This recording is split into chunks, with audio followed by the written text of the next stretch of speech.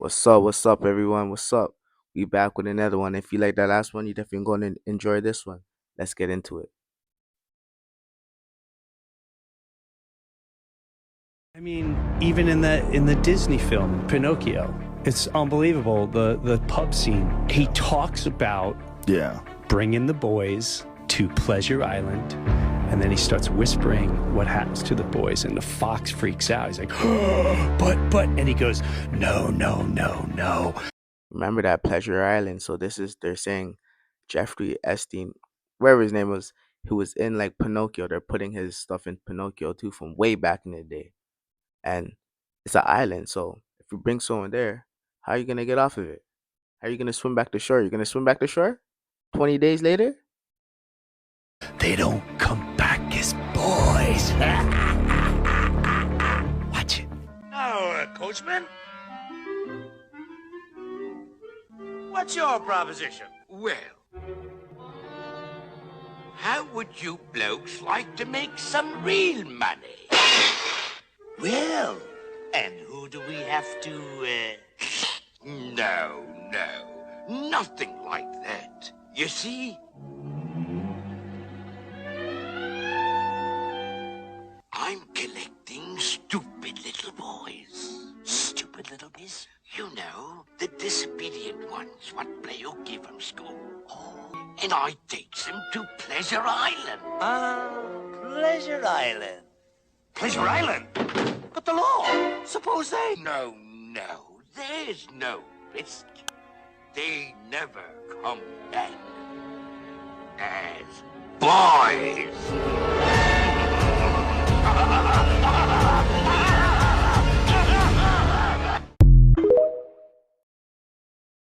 Trying to say, completely guys, repainted comment white. down below. So the question is, what are they covering up? And then I saw this. See a guy building right there. That kind of island, Literally everyone. right there. Look. Yep, there is another golf cart coming this way. Oh, it's going to get the drone. Okay, don't get caught, Pasha. There he is. Who is this man? Who is this man right here? We're going to storm the beach like Normandy right now, get on the island, and hopefully not get shot or apprehended. After barely pulling the drone back in, after losing signal, and confirming this place was swarming with what we believe to be armed security, it was time to storm the beach like Normandy. There's the temple! And that was exactly where I was headed. Mysterious stairway, almost like it's inviting us to enter. Okay, we have another no trespassing sign right there. No trespassing sign right there. And after a full peripheral scope of the island, it was now time to infiltrate. Hey, go! Pray for me. Get on shore. Let's get on shore. Okay, I'm on the island. The temple's behind me. Going straight for the temple. There's the arches right there. See what I see?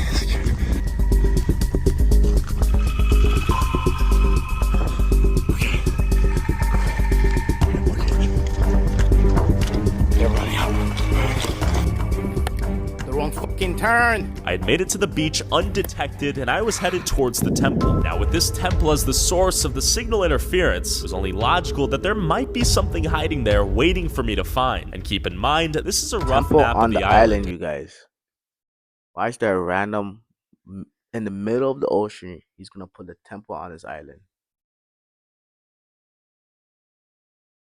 Comment down below and like and subscribe if you haven't already, because this is getting juicy. Right now, I'm here, and this is where I'm headed, forcing me to essentially sneak up a cliff to hopefully avoid security. Don't get arrested. Jesus Christ. Using all the skills I learned from playing video games right now, I'm atop the hill. We've not been detected yet, which is surprising. There's the drone in the air. There's Tyler. And my basic strategy here is to find something to hide behind, regain my breath, and then run as fast as I can, slowly making progress to the temple. Yo, so I just heard about this whole Andrew Dawson thing about this guy disappearing, getting taken out by the CIA because he was on something. I literally have goosebumps right now. I want to show you guys something. All right, so I found the coordinates of where he took the picture. I marked it here with his name so I don't forget, but it was right around the Cedarside. You see Cedarside here behind this star, Cedarside Regional Park, which means that if he was on this road looking this way, which he was, it would have been over on this mountain here. So when I scroll in to this mountain. And if you guys remember what the pictures look like, you see this road here, but if you remember what the pictures looked like, there was like a building with 2 antennas. You guys remember that Look video at I this posted? shit. What's that? What is this? A tall figure and the building with 2 antennas. What the fuck? Spam that chat right now, guys. This woman You guys let me solved know. the case of her own murder from beyond the grave. Teresita Basa, born in 1929, moved from the Philippines to Chicago, Illinois to study music and worked as a respiratory therapist. On February 21st of 1977, Teresita shared a phone call with a friend where she mentioned that she was expecting a guest, though she didn't mention who the guest was or why he would be stopping by. About an hour later, neighbors called the fire department to Teresita's apartment with complaints about the smell of smoke within the vicinity. They arrived at a horrific scene. Teresita was discovered under a flaming mattress, unclothed, with a knife through her chest. There were originally no leads in the investigation. Teresita was very admired by everyone around her, so nobody could possibly understand who would do this or why. It was until 6 months later when Dr. Jose Chua, a co-worker of Teresita, his wife Remy began experiencing a very strange phenomena. One night, the couple was lying in bed and Remy went into a trance-like state during which she muttered, "Doctor, I would like to ask you for help. The man who murdered me is still at large. I am Teresita Basa." Jose and Remy believed the spirit of Teresita was possessing Remy to give them information about her murder. The couple were hesitant to go to the police out of fear that nobody would believe them, but after multiple more visits from Teresita, the straw that broke the camel's back was when she revealed her killer's name. She claimed the man who took her life was Alan Showery, who was also a co-worker. She said that the friend who came over the night of her murder came by to fix her TV, but he stole her late mother's jewelry and her life instead. Being their only lead, when the Chuas made a report about their experience, the police decided to follow it up. They went to Alan Showery's residence, and sure enough, his girlfriend was in possession of Teresita's stolen jewelry. During questioning, Alan said that he did stop by to fix Teresita's TV. He was struggling financially and she was paying him for odd jobs, but he didn't have the proper tools, so instead he robbed and murdered her. With evidence stacked against him, Alan confessed and was sentenced to just 14 years in 1979. Not only that, he was released from prison after 4 years. Do you think any justice that Teresita's alleged ghost was fighting for was even served? What are your thoughts on this case? That ghost is probably Backyard upset. Probably Backyardigans gonna are haunt all them still to this day. schizophrenic. Oh, fuck. And the people watching in the window are the nurses watching them. Oh, that's crazy. So if you really bag it, like you have recess at school. Yeah. At mental hospitals, you have leisure time to go out in the Yo, yard. that's crazy. Every show that like the Backyardigans has aired, Yeah. in the back, in the houses, there's always a strange human-like figure Word. watching the kids I never play in noticed the that, window, actually. right? And the kids, what do they do every episode? They go on different adventures, they go on places. These are kids, they don't have the freedom of adults to go anywhere they want. And in the intro, we already know this is imagination because they say, we have the whole wild world in our yard to explore. Yeah. So they're not going anywhere, strictly imagination. And this confirms it. They're not even animals. They're not supposed to be animals. Yeah. They're humans. That's why they think they're animals though. That's why it confirms they're schizophrenic. Oh, shit. Uniqua is the only like almost out like mentally sane because she knows she's still. And that's the only one I really liked out of all of them. Comment down below. I know you guys seen that show before. And if you're a new subscriber, comment where you're from. I want to know. I'm from Canada, so let me know where you're from.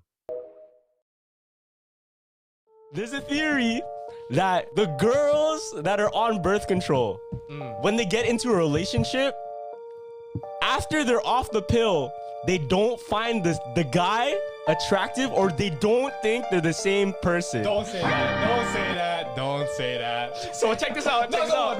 Girls, comment Okay, down I'm not below. going, but All this the- is from my all the cousin, females. right? This is Yeah, what my I know. cousin said. Because I personally, don't understand this. I heard some stories, but my personal experiences with those people, it doesn't calculate for everybody in public, right? It's a kind of generalization. But my cousin told me, I'm like, yo, you know what? You might be right. Because look, when a girl's on birth control, her hormones aren't the same naturally. That is true. Right? So a lot of, like, they might get a little bit more aroused or a little bit more attractive. And then once they're off the pill, they might be a little bit different and see that guy in a different light. But I want to hear everyone else tune in because I'm not a girl personally. Yeah. And I can't put my own opinion on it because I don't have a... Damn, that's very scary. Cause yeah, it is dead ass like, cause I've been with people like I've heard stories about girls on birth control, and it's like as soon as they're off it, I guess they're less. If your girl is less horny off birth control and like not feeling you as much, that may be a red flag. Like shit, like she's not. That it was just the birth control. You think it was the pill? But that's very scary. What do you guys think? Who gonna turn down $50 million? Now I've had to turn down $50 million 4 times. 4 times. Just to 50 protect million my 4 times? You have to turn it down? Are you guys turning down 50 million? Smillion?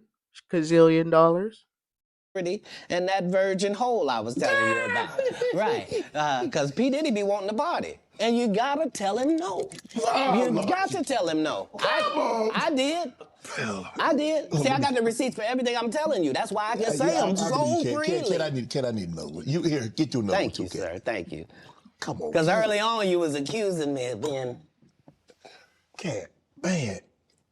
Yes, that P. Diddy almost tried to get his butt. I mean, but you know, some of these people... Martin tried to put me in my first dress. When he had to go on his hiatus, he tell me, Cat, when I come back, I need you. You my young partner. You my brother in comedy. When I come back, just promise me that my next movie, it'll be me and you. We gonna do it together. We gonna do some buddy cop shit. I said, Martin, you got my mother. Your own people. It's gonna be in a dimension it's never been. Yeah, it's gonna be. The greatest thing floating in 2024. Mark the words. No way. In a whole different realm of business. Oprah coming next. Once I establish this as a place of truth. Yeah. Oh yeah. Watch. He's saying Oprah has some things to expose too.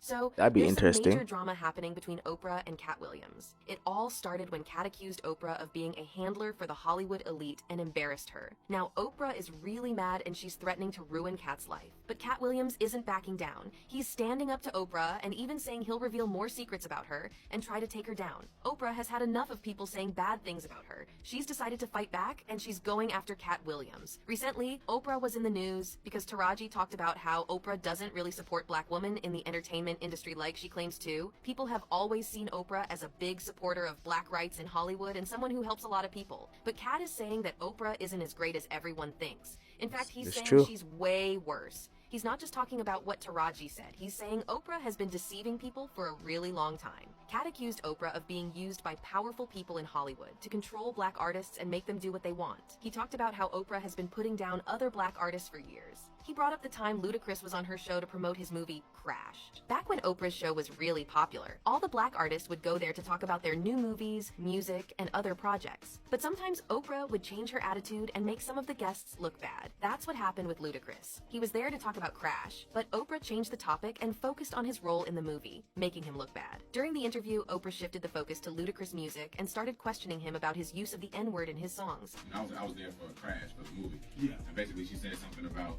not agreeing with my music. Even though the interview was supposed to be about his acting role, Ludacris was clearly upset by this change in topic and later called Oprah out on it during a radio interview. But there's more. When the episode with Ludacris aired on Oprah's show, it turned out that parts of his responses had been edited out. This editing made Ludacris appear in a negative light. According to Kat, what happened with Ludacris is just a small example of how Oprah has been misusing her platform. Kat was particularly upset about the way Oprah handled the legacy of Michael Jackson. Let's go back to 1993 when Michael Jackson, the king of pop, gave Oprah a rare interview at his Neverland Ranch. This was a big deal because Michael was very private about his life. The interview boosted Oprah's fame not just in the US, but worldwide. For years, she claimed to be Michael's friend. However, after Michael passed away, Oprah's attitude changed drastically. She got involved in the controversy surrounding the Leaving Neverland documentary, which portrayed Michael in a negative light. Oprah went further by dedicating a whole show segment to Malaysia Airlines Flight 370 disappeared on March 8th, 2014, while on a flight from Kuala Lumpur in Malaysia to Beijing in China. China, and today we're replicating that flight as it should have been. Its last communication with air traffic control was about 38 minutes after it took off, and just a few minutes later it was lost from air traffic control's radar screens as well. It was tracked for an entire hour after that by the Malaysian military's radar system. It deviated west from its planned flight path, and I'll put a diagram on screen so you can see exactly where it was when it disappeared. Sadly, all 227 passengers and 12 crew members were presumed dead. The search for the missing plane ended up being the most expensive search in aviation history. It spanned the South China Sea, the Andaman Sea, and the Indian Ocean, and lasted over 3 years. The cause of the disappearance is still somewhat unknown. Some people think there's a hypoxia event on board. Some people think there was also a hijacking. The final official report came back inconclusive, but I want to know what you guys think. What actually happened to Malaysia Airlines Flight 370? And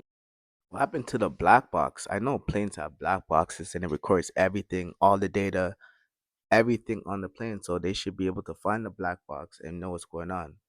And another thing, how is a plane just deterring off a track and going somewhere else, and nobody's coming in and telling it to go back, and they still haven't found it? That's the scariest part. They still haven't found this plane, guys. So where is it? In another dimension? We watch a whole bunch of videos on this stuff, so comment down below. here we are a few hours later, landing in Beijing, China, as the flight should have done. 2024 Haneda Airport runway collision was an aviation accident on January 2nd, 2024 at Haneda Airport, Ota Special Ward, Tokyo. At 17:47 JST, 8:47 Coordinated Universal Time, on January 2nd, 2024, a Japan Airlines Airbus A350 passenger aircraft with flight number JL516, scheduled to fly from New Chitose Airport, Chitose, Hokkaido, to Haneda Airport, Ota, Tokyo, collided with a de Havilland Dash 8 of the Japan Coast Guard while landing. Both planes caught fire and were completely destroyed. Although all 367 passengers, including 8 children and 12 crew members on the Airbus Shay A350-900 were safely evacuated, the collision left 5 crew members on the Dash 8 dead. Network. The accident marked the first serious incident, as well as the first hull loss involving an Airbus A350, as well as the first fatal aviation accident involving Japan Airlines since 1985. So these are the people that were on the plane. They must have been so scared, guys.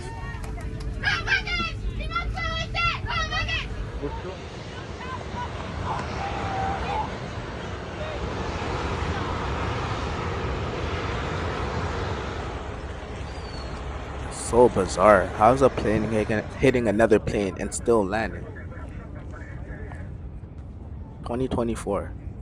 What do we have in store now? Don't forget to like, comment, and subscribe.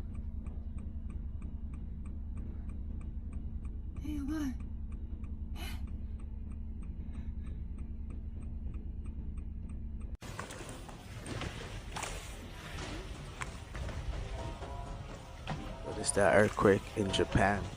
I'm showing what it's doing to the earth, and the city area, and all the people in it.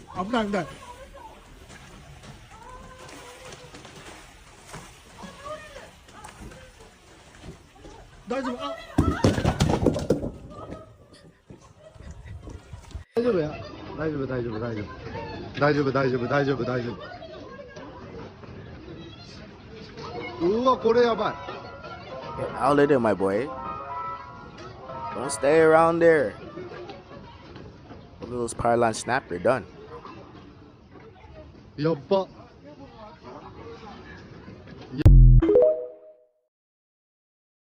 The Simpsons did it again. They recently predicted 2 big unbelievable things that already happened in 2024. They foresaw a tsunami wiping out Japan, and a later episode showed aliens invading a Miami mall. Both already happened this year. No way. No way. Come on, guys. Everything I'm showing is real. I've been seeing in the comments. You guys been saying fake. Let's go. This leads to their third prediction for 2024. It is pretty scary, so watch until the end to keep your family safe. In episode 18 from season 17, titled The Wettest Story Ever Told, The Simpson family is shown traveling on a boat near Japan. Suddenly, without warning, a massive tsunami appears and crashes into their boat, then continues, heading towards the coastline, and completely destroys and submerges the nearby city underwater. What's frightening is, on the very first day of 2024, a series of earthquakes occurred in central Japan's region, triggering a tsunami. There were 20 earthquakes, with the strongest measured 7 on Japan's Shindo seismic intensity scale. Japan named this seismic event the Noto Hanto earthquake. In episode Treehouse of Horror 6, titled The Day the Earth Looks Stupid, Bart and Lisa are enjoying their Florida vacation when strange things start occurring. An alien is spotted in a small storage room. Moments later, a full-scale invasion begins. Their third omen is even more chilling. I'll reveal it in part 2. Wow. And thank you for watching, guys.